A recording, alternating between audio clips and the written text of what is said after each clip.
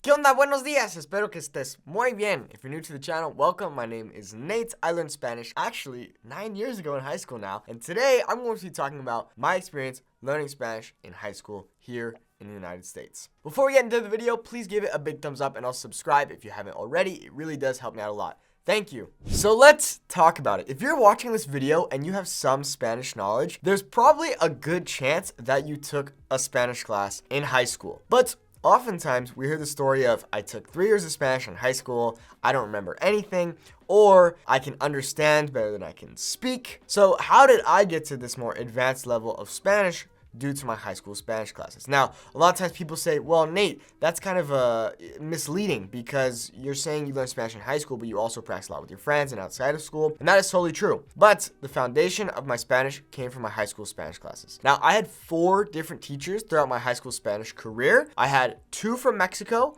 1 from the US, she was a non-native speaker, and 1 from Spain. My first teacher was from Mexico, Maestra Lanz. She was awesome. I absolutely loved her. And she actually named me Mariachi because I was always singing in her class and I like to sing in Spanish, which is actually interesting when I think about it because I always tell my students, listen to music in Spanish. That is really going to help not only your Spanish in general, but especially your accent and pronunciation. I had that class. That was great. This is where I got my foundation and learned all the basics. Hola, ¿cómo estás? Buenos días, buenas tardes. All of these basic words and phrases. Then, my next year of Spanish, I moved on to Maestra Reader, and she was fantastic. I loved Maestra Reader. She was super sweet, very kind lady. I learned a lot. Then I had Senor Ancona. He was awesome. Super funny guy. And then I had Garcia Lopez, which was my teacher from Spain.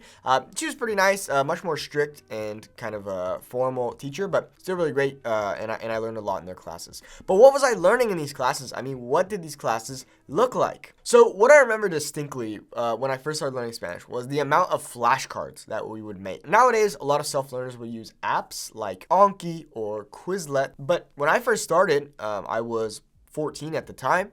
We would just use 3x5 paper flashcards. Nothing fancy, but I will say you need to use flashcards. Flashcards are going to help you learn vocabulary, and they're absolutely fantastic. And seriously, we would learn these at the beginning of the week. Let's say we'd learn anywhere from 40 to 100 words, depending on the chapter that we were in. I don't remember too clearly. And then at the end of the week, we would be tested. We would have a quiz on all the vocab we would learn. So we would have to be studying it throughout the week. Like I said, if you're learning Spanish on your own, I always tell students, there's the 3 pillars to learning Spanish: having a good structure, speaking, and listening. We also have reading and writing, which I count as the 2 bonus ones, but those are the big 3, right? Typically, self-learners really lack structure. They don't have a guide. They don't have a teacher holding them accountable and saying, okay, you need to learn these 50 new words and phrases for this week, and at the end of the week, we're going to be quizzed on it. Because all of a sudden, when you're going to have a quiz and someone's expecting something from you, you're going to study, you're going to put in the time and the effort, and you're going to learn. Now, in addition to our flashcards, we would have a standard Spanish learning textbook, and we would do exercises from the book. And sometimes we do this with peers, by ourselves, kind of as a group activity. But that was also something interesting, that we were constantly doing written exercises. Typically, the week would kind of be formatted as you go to class on Monday, the teacher gives a lecture that day, it's basically just a lecture, you take notes. Next day, you show up, you review, you do some exercises, and then for the rest of the week, you do various activities related to the main topic that you were learning that week. For example, how to conjugate, AR, ER, and IR verbs in the present tense. And maybe we would do this for over a 2-week span, 3-week span, something like that. So we say, okay, cool, Monday's our lecture. Then for the rest of the week, we would do things like written exercises, listening exercises, conjugation drills, speaking exercises. I mean, the nice thing about being in a classroom environment is that you can speak with your peers, you can ask your peers questions and say, hey, I'm not really getting this, or hey, do you need help with this? Something that actually really helped my Spanish was teaching my fellow peers and helping them. They would say, hey, Nate, I see that you're kind of getting this. I'm not understanding this concept. Could you kind of explain that more? And the more I would do this and teach other people, that really helped my own Spanish. Actually, an interesting idea for you is if you really want to improve your Spanish, try teaching other people. Even if you have friends and family who aren't necessarily learning the language, you could teach them and say, hey, let me give you a little quick Spanish lesson. Because then it may come up where you say, oh gosh, actually, I don't know, or okay, I need to look into that. But teaching really will help you improve. Now, we would also watch videos. We would have these kind of corny, cheesy, scripted videos. And then typically those would come with exercises, kind of follow-up questions that we would have to do, and we do them as a class. Those are fun, and those are pretty good. I remember when I started my third year of Spanish classes, we would do a lot of listening exercises. And at the time, it was hard listening exercises because not only was it pretty fast, but it was also topics that were a little bit more advanced, whether we were talking about some political thing or something going on in a certain country. I found it to be quite difficult, but the listening exercises really did help a lot. In a weird way, it was like listening to a more advanced podcast at this point in my learning journey. Hey, do you want to learn Spanish from a handsome young gringo who looks a lot like me and who is me, occasionally wears a cowboy hat? You can do that at my website, SpanishWithNate.com. Check it out. At some point, too, in high school, we started reading articles in Spanish. And we'd go through, and these articles were pretty advanced. Like, reading in Spanish can actually be quite difficult, even at an intermediate level. Because typically what ends up happening is when you're reading something, there's going to be those few words and phrases you're not familiar with, and you're going to get a little bit lost. You're going to get a little confused, even just with one key word, which is why I say flashcards are so important for improving and expanding your vocabulary skills. I'd also like to mention the fact that a lot of times when we were doing work just by ourselves, casually writing, we would listen to music in Spanish. And this wasn't always the case, but I think it's so important when you're learning Spanish, you need to instill the love of the language into the learning process. Because if you take it as a super serious endeavor and you kind of lose the fun and the love for it, you're going to become unmotivated and you're going to give up. That's why it's really, really important that you do things like that. You incorporate music, fun videos, figuring out how you can fall in love more with the language and the cultures that it has to offer. Then you're going to be able to improve your Spanish and stay in it for the long run. Also, something interesting is that because I'm from Southern California, a lot of times I had native Spanish speakers in my Spanish classes, which was really great for me because I would go out and I'd be like, hey, I want to practice with you, I want to speak with you, and everything. And I would say, hey, I'm struggling on this. Like, why do we do that? Or we haven't learned this yet in class. Why do we do this? And they'd be like, dude, I have no idea. I just speak the language. I don't even know. I'd be like, what do you mean you speak Spanish fluently? How do you not know? So then I would go to my Spanish teacher. They would explain it to me. I'd say, oh, great. And then I'd put it back into practice with the native speakers. Something interesting is that, and not to brag, but something interesting is that a lot of times I would do better on tests and things like this compared to the native Spanish speakers because a lot of times, it's kind of like you learn the form, right? You learn the technical rules and everything, but then once you know the form, you can leave the form. A lot of times that's how it is with native Spanish speakers, right? They grow up and they just kind of learned it, the more casual way you hear it on the street, if you will. Whereas the Spanish we're learning is maybe a little bit more formal. There's different rules and everything. Like, for example, a lot of times you hear Mexican Spanish speakers say dijistes, okay? ¿Qué dijistes? Right? That's wrong. It should be ¿qué dijiste? But a lot of people say that, and so sometimes they would get those kinds of things wrong. Okay, now this was easily one of the most dreaded aspects of Spanish class, and that was the oral presentations that we would have to give.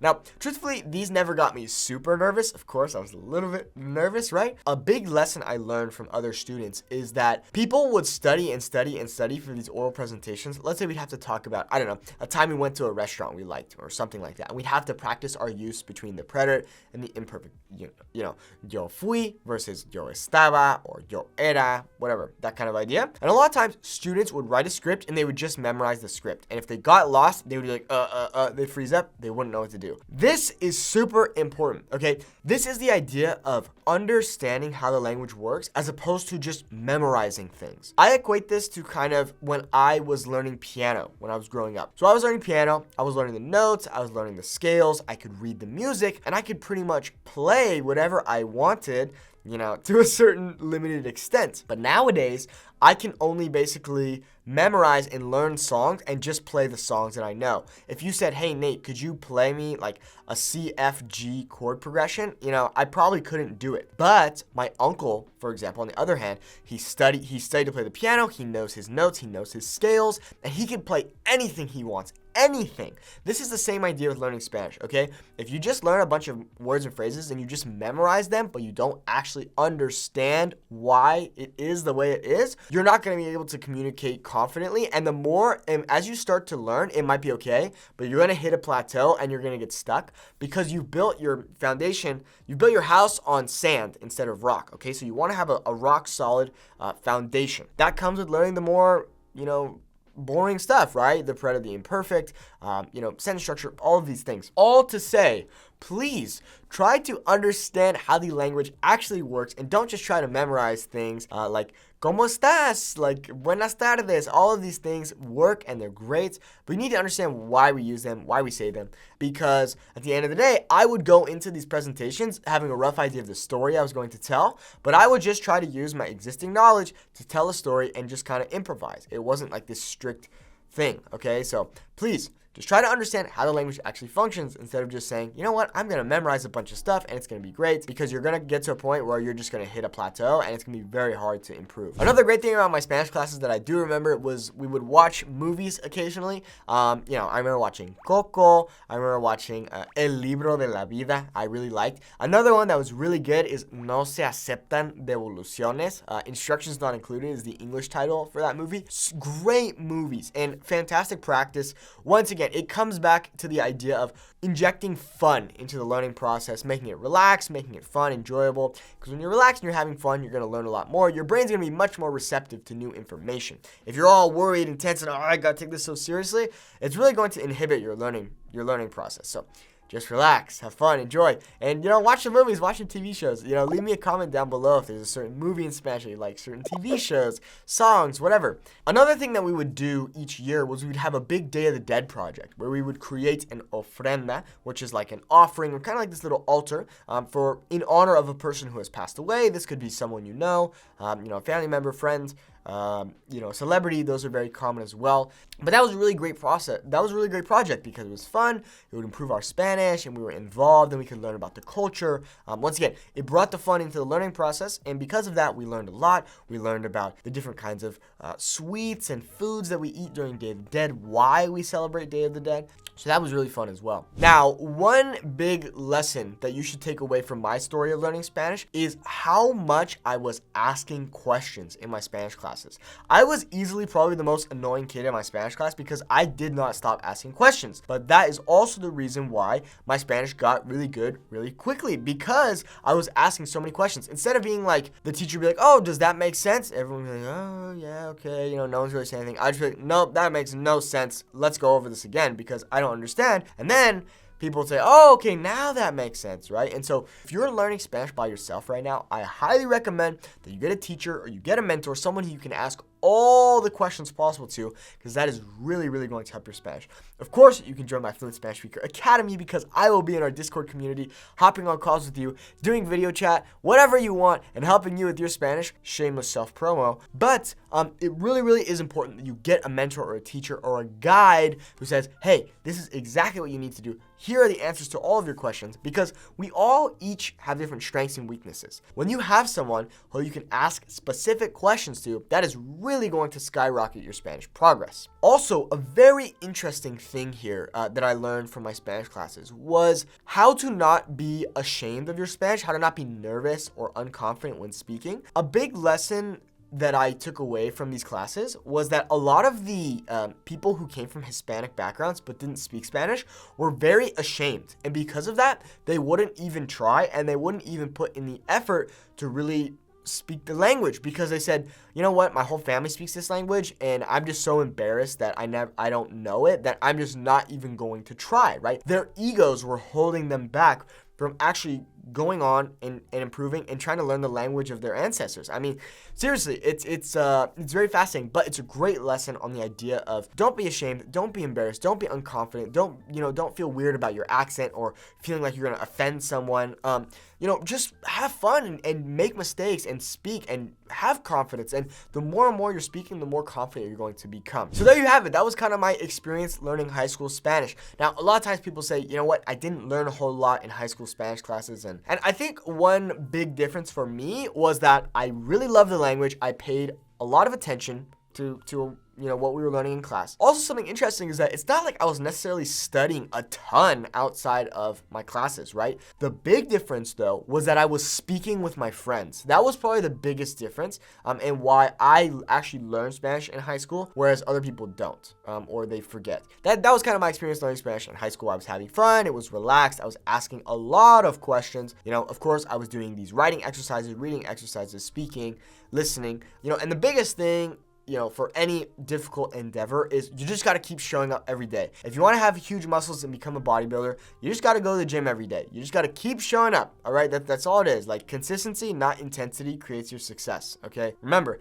consistency, not intensity, creates your success. Okay. So keep showing up every day. Keep having fun. Remember, you got to have the 3 pillars. You have to have structure in your learning. I don't care what you hear on the internet. People are going to say, oh, you don't need to study the grammar. You don't need to. No, that's baloney. You need to have structure in your learning. You need to have a guide, something where you can learn new things and review old things you learned, okay? Get some structure in your learning if you're a self-learner. Speak, listen. And also, you've got the 2 bonus ones, reading and writing. Typically, nowadays, reading and writing will come through texting. So whether like people, my students type in our Discord community, Facebook, whatever, texting your friends over a text message, whatever, WhatsApp. But those are kind of the key things there. Anyways, muchas gracias por ver este video. Espero que te haya gustado. Si es así, por favor, dale un like y también suscríbete ya para que veas más videos chidos así como este. Y ahí nos vemos en el siguiente video. Muchas gracias de nuevo por verlo. Y ahí estamos. Cuídate mucho. Adiós.